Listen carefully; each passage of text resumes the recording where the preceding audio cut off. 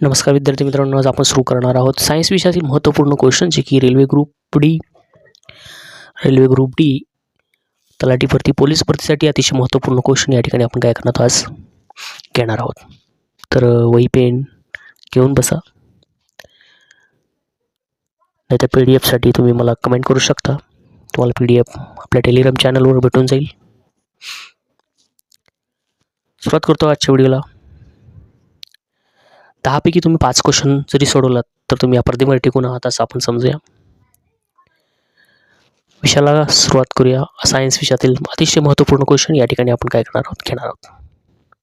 Channel नवीन असेल तर चॅनलला सबस्क्राईब करा, एक लाईक करा जेणेकरून आमचे नवीन व्हिडिओ तुमच्यापर्यंत पोहोचतील आणि बेल आयकॉनला पण क्लिक करा. घेऊया आजचा पहिला क्वेश्चन. हिमालयात आढळणारा केसाळ प्राणी कोणता? हिमालयात आढळणारा केसाळ प्राणी कोणता? ऑप्शन नंबर 1 याक, ऑप्शन नंबर 2 बैल, ऑप्शन नंबर C घोडा आणि ऑप्शन नंबर D नीलगाय. तुमच्याकडे 3 सेकंद आहेत. हिमालयात आढळणारा केसाळ प्राणी कोणता? तर आजच्या या प्रश्नाचं उत्तर आहे हिमालयामध्ये याक हा प्राणी आढळतो. चला आजचा दुसरा प्रश्न आहे. अळंबी हा कोणत्या प्रकारचा म्हणजे कोणत्या प्रकारात येतो? ऑप्शन नंबर A शेवाळ, ऑप्शन नंबर B फळ, ऑप्शन नंबर C कवक आणि ऑप्शन नंबर 4 फूल. अळंबी हे कोणत्या प्रकारात येते? अळंबी हे ऑप्शन नंबर C या प्रश्नाचं उत्तर असेल ऑप्शन नंबर C कवक. त्यानंतर क्वेश्चन नंबर 3. पृष्ठवंशीय प्राणी नसलेला प्राणी कोणता? पृष्ठवंशीय प्राणी नसलेला प्राणी कोणता? पृष्ठवंशीय म्हणजे ज्याला पाठीचा कणा नाही असा प्राणी कोणता आहे? ऑप्शन नंबर 1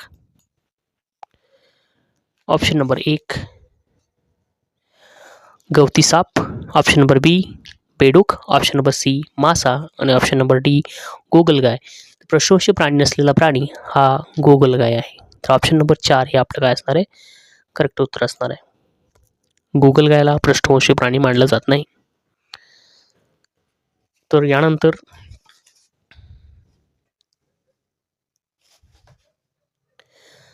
चौथा क्वेश्चन.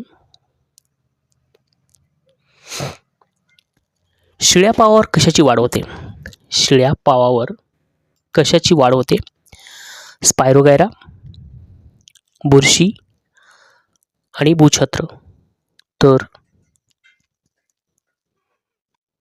शिळ्या पावावर बुरशीचा काय होतो? वाढ होते. ऑप्शन नंबर B हे आपलं बरोबर उत्तर आहे. ओळी आपण चौथ्या प्रश्नाकडे. चॅनल नवीन असेल तर चॅनलला सबस्क्राईब करा. असेच व्हिडिओ आपण तुमच्यासमोर घेत असतो. वातावरणाचा दाब मोजण्यासाठी कोणते उपकरण वापरतात? प्रश्न 5वा. वातावरणाचा जो दाब आहे ते मोजण्यासाठी कोणत्या उपकरणाचा वापर करतात? Option number 1 thermometer, option number 2 barometer, option number 3 ammeter आणि ऑप्शन नंबर 4 व्होल्टमीटर. याचा जर विचार केला, थर्मोमीटरचा वापर हा तापमान मोजण्यासाठी केला जातो, ॲमीटरचा वापर करंट मोजण्यासाठी केला जातो आणि व्होल्टमीटरचा वापर व्होल्टेज मोजण्यासाठी केला जातो. तर एक ऑप्शन नंबर B जो बॅरोमीटर आहे त्यामुळे काय केलं जातं? वातावरणाचा दाब काय केला जातो? मोजला जातो. म्हणून ऑप्शन नंबर B हे आपलं काय असणार आहे? या प्रश्नाचं उत्तर असणार आहे. त्यानंतर आहे प्रश्न 6वा. प्रश्न क्रमांक 6. गतीच्या विरुद्ध काम करणारे बल कोणते? गती आहे त्याला आपण स्पीड असं म्हणतो. गतीच्या विरुद्ध काम करणारे बल कोणते? ऑप्शन नंबर A आहे घर्षण बल, ऑप्शन नंबर B आहे विद्युत बल, ऑप्शन नंबर C आहे गुरुत्वीय बल आणि ऑप्शन नंबर 4 आहे स्नायू बल. घर्षण बल ज्या ठिकाणी फ्रिक्शन होतं, विद्युत बल म्हणजे याच्यामध्ये करंट येतो, C मध्ये गुरुत्वीय बल येतं आणि D मध्ये स्नायू बल येतं. गतीच्या विरुद्ध काम करणारे कोणते बल? गती आहे त्याच्या विरुद्ध काम करण्याचं बल असेल तर त्या बलाला आपण काय म्हणतो? घर्षण बल असं म्हणतो. म्हणून ऑप्शन नंबर ए या प्रश्नाचं काय असणार आहे? बरोबर उत्तर असणार आहे घर्षण बल. चला प्रश्न क्रमांक 7. आजचा प्रश्न क्रमांक 7. होकायंत्रात कोणत्या प्रकारचा चुंबक वापरतात? म्हणजे मॅग्नेट वापरलं जातं. होकायंत्र कोणत्या प्रकारचा चुंबक वापरतात? चुंबकपट्टी, चुंबकनाल, चुंबक सूची किंवा विद्युत चुंबक. होकायंत्रामध्ये कोणता चुंबक वापरला जातो? तर होकायंत्रामध्ये चुंबक सूची काय केली जाते? वापरली जाते. यानंतरचा प्रश्न क्रमांक 8 आहे. हेलियमचा अणुक्रमांक काय आहे? हेलियमचा अणुक्रमांक काय आहे?